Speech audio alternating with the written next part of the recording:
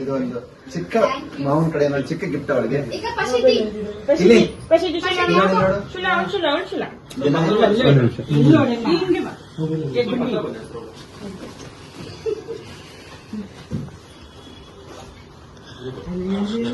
ಧನರಾಜ್ಗೆ ಕೊಟ್ಟ ಮಾತಿನಂತೆ ನಡೆದುಕೊಂಡಿದ್ದೇನೆ. ಧನರಾಜ ಮನೆಗೆ ಹೋಗ್ತೀನಿ ಅಂತ ಹೇಳಿದ್ದೆ.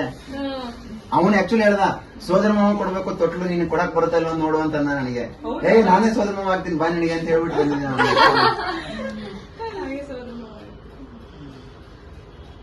ಪ್ರಸಿದ್ಧಿ ನಾನೇ ನಿನ್ ಸೋದರ ಮಾವ ಇನ್ಮೇಲಿಂದ.